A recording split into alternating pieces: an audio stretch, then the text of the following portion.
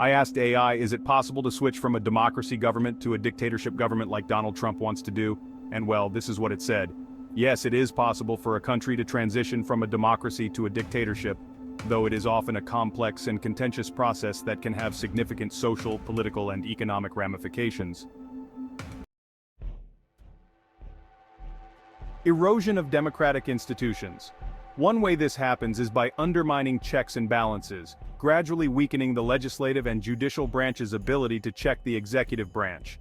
Another method is the control of media, censoring or taking over independent media outlets to control the flow of information.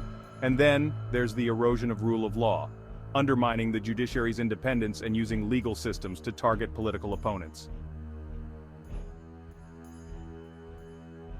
Consolidation of power. This phase involves executive overreach, expanding the powers of the executive branch, often through emergency powers or changes to the Constitution. It also includes manipulating elections, rigging elections, intimidating voters, and restricting the opposition to maintain power. Lastly, suppressing dissent is key, using security forces to silence political opponents, activists, and journalists. Manipulating public opinion. This involves using propaganda, leveraging state-controlled media to promote the government's narrative and discredit opposition. It also encompasses nationalism and populism, using nationalistic and populist rhetoric to gain popular support and justify authoritarian measures. Legal and constitutional changes involve significant alterations to the foundational laws of a nation. One common method is passing laws or constitutional amendments that concentrate power in the hands of the executive or remove term limits. Another tactic is using referendums to gain popular approval for extending executive powers, thereby appearing to maintain democratic processes while actually undermining them.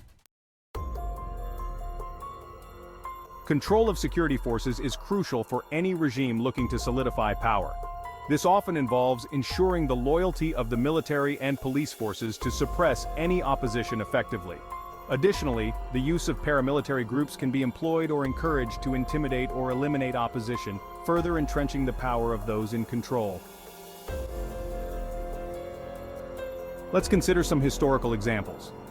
In Nazi Germany, around 1933, Adolf Hitler was appointed chancellor in a democratic Weimar Republic, but quickly consolidated power. He used events like the Reichstag fire to push through the Enabling Act, which gave him dictatorial powers. In Venezuela, during the late 1990s to 2000s, Hugo Chavez, though democratically elected, gradually eroded democratic institutions, expanded executive powers, and suppressed opposition to establish an authoritarian regime. Similarly, in Russia from the 2000s to the present, Vladimir Putin has systematically weakened democratic institutions, extended presidential terms, controlled media, and suppressed political opposition to maintain and consolidate power. In conclusion, transitioning from a democracy to a dictatorship often involves a combination of legal, political, and extra-legal measures. It requires the consolidation of power by undermining democratic institutions, controlling information, manipulating the legal framework, and using force to suppress opposition.